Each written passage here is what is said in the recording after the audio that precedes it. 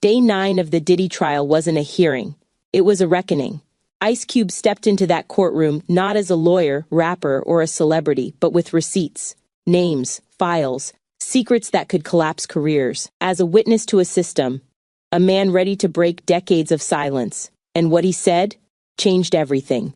Let's set the scene. The courtroom was tense. People expected the usual. Lawyers arguing, technicalities flying, more delays.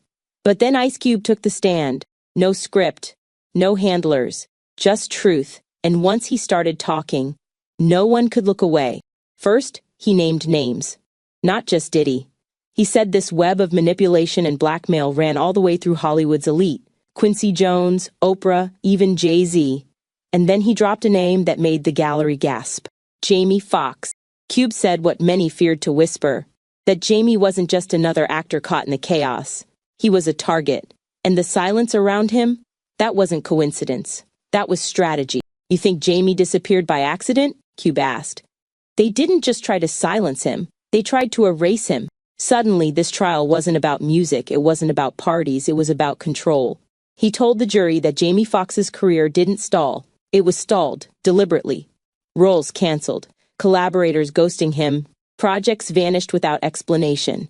All tied to companies linked to Bad Boy, Revolt, and Diddy's business tentacles. Then came the whispers, tabloids calling Jamie unstable, gossip blogs pushing narratives that he was losing it.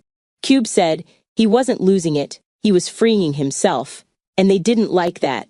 Then came Jamie's health scare. Remember that? The sudden medical collapse? Cube stared straight at the jury and asked, "You really think that was natural?" And for a moment, everyone in that courtroom knew what he meant, even if he didn't say it directly. Cube wasn't just talking. He was testifying to the Hollywood machine, the silent agreements, the fear, the manipulation. He exposed the parties, the legendary Diddy parties, as something far more sinister. They weren't parties, they were vetting rooms, traps. You thought they were celebrations, Cube said, but they were auditions, tests. If you played along, you were protected. If you didn't, you were punished. He told the story of a rising singer, talented, buzzworthy, who refused to sign with Bad Boy after attending one of those invitations. Within months, her career was erased. Label dropped her. Reputation smeared. And then Cube dropped the line that froze the courtroom. I was sitting here trying to figure out what Diddy did. But the real question is how many people helped him do it? It wasn't just Diddy on trial anymore. It was the system, the protectors, the enablers, the ones who stayed quiet while others were destroyed. Cube looked at the jury and said the words that shattered the silence. They take you apart piece by piece until even your fans don't know what's real anymore. He told them, Hollywood doesn't just sell entertainment. It sells illusions. It scripts freedom. It controls who we trust, who we fear, who we follow. Then he dropped the most chilling line of the day. The same people who push prison music own the prisons. The room went still. Even Diddy's lawyers stopped objecting. And Cube wasn't finished. He pulled out a photo, himself, 1991. Eyes wide, full of hope. I thought I could change the game without losing myself, he said. Then he tore the photo in half. That version of me didn't make it, he told the court. But the man standing here today, he's not afraid of any of you anymore. And just before he left the stand, he said something no one in that room will ever forget.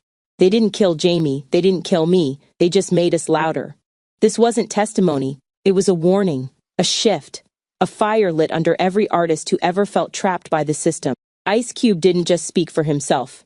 He spoke for the erased, the exiled, the ones who didn't play the game and paid the price. And now? The silence is broken. The door they tried to lock forever is wide open. What do you think about Cube's testimony? Is this the beginning of the end for Hollywood's untouchables? Or is this just the tip of a very dark iceberg? Drop your thoughts in the comments. Smash that like button if you believe the truth always comes out, no matter how deep it's buried.